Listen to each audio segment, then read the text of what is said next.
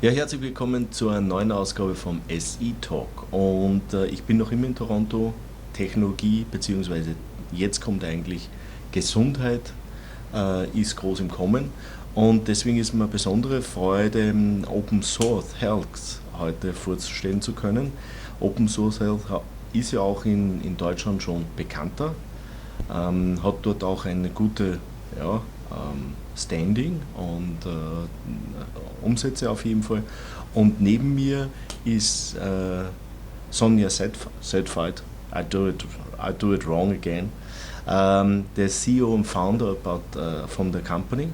Und was die Company wirklich macht, werden wir jetzt von der Sonya hören. Sonya, thank you to have time for me. It's a pleasure to meet that you have time. Especially for me, it's interesting. Canada was for us always a mining country, and now it looks like more and more technology companies coming in, and you coming up with a product special for women. I told you, we as a man, it's always we are behind the scene, but maybe you can explain a little bit what open source do for the customers. What is the general plan?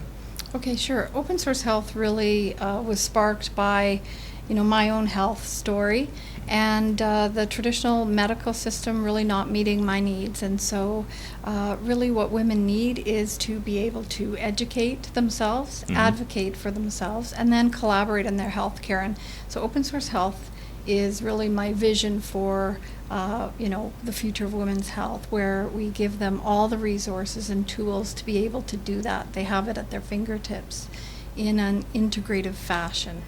So, but the woman's way is only the first step. So we as a man, we have also a chance to come into the system. Right, exactly. Women are the biggest users of healthcare. We consume more healthcare throughout our lifespan. Our health, goes through many more fluctuations, and we really are focusing initially on women's hormone, reproductive, and sexual health, which has been underserved in the healthcare system for a long time. And how we can understand how this works? It's more a technology, so it's more in the internet or cloud, and how it works. Maybe you can explain it a little. Sure. It is a cloud-based system, and it's based on artificial intelligence, so that the woman will be able to contribute to her health record and be able to get really valuable information back. We'll monitor what she's including, what her doctor is including into the electronic health record, what she's reading, and be able to provide her with her own personalized news, things that are really important and matter to her and her health. And that way we can help her educate herself about the topics that she needs to know about. Is this also a system what have, I would say, push information, that the system has some logical insight and say, okay, now you see all this information, analyze this and say, hey, maybe this is a problem, or you will get here a problem in the future, and come and push the information to the customer, or is it only when you go to a system and say, now I will check if something wrong with me or not? Yeah, absolutely. What you indicated is exactly what we want to be able to deliver for women, is things that they need to know about before they even know that they need to know about them. And so I often go back into my own, sort of personal story and think, what could have been different for me, or the thousands and thousands of women that I've connected with through social media and my network and blogging. And really the answer is being informed first, and then being able to advocate for yourself. And not all women know how to go about advocating for yourself. It seems like a simple thing, but our healthcare system is largely paternalistic. And so when you get only a few minutes with your doctor, you have to really make it count. And so you have to advocate for yourself, especially, with certain healthcare issues. You really need to be able to talk to your doctor as a member of the healthcare team. And so we're going to be guiding women in their advocacy through a scoring model, where we can teach them and give them action items, and if they act on them, they'll get an increased score. So it'll teach them along the way how they can actually be more participatory in their own health care. Mm-hmm. Interesting thing. How you can make money out of this idea? So that's where the collaboration part comes in. So women will be able to collaborate on their health care with health coaches and healthcare providers, so physicians, nutritionists, things like that. So we'll be making money through the consultations and providing women with programs to enable them to, get better health. So right now, if you get diagnosed with something like polycystic ovarian syndrome, you might get a prescription and sent on your way. But there's so much more to it that you need to know about, and many more things that you need to address in your nutrition and larger life. And so to live a really full and abundant life, you can't just, healthcare doesn't stop the minute you walk out of your doctor's office. And so with the collaboration, you'll be able to access programs, health coaches, as well as products on an e-commerce store where you'll be able to find products you don't even know maybe exist that will help you and support you in your health.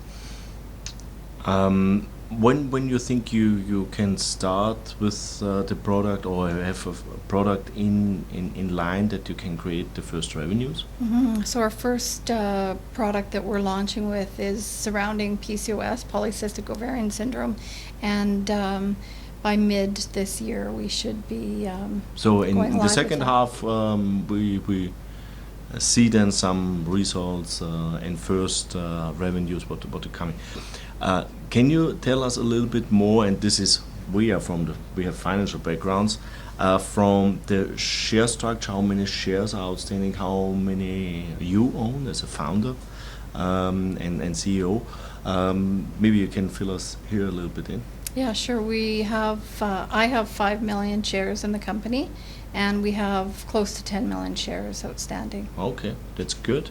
And do you plan any cash raise, private placements or something? Is it planned? Yes, we are doing a private placement.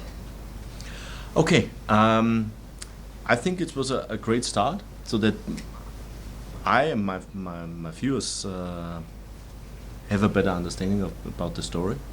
And hopefully we have time later this year that we do an interview again, maybe through Skype. I'm not so really often in Toronto. Hopefully your first product hit the market, and then we will see the revenue. Thank you for your time. Thanks for having me. Das war jetzt Open Source.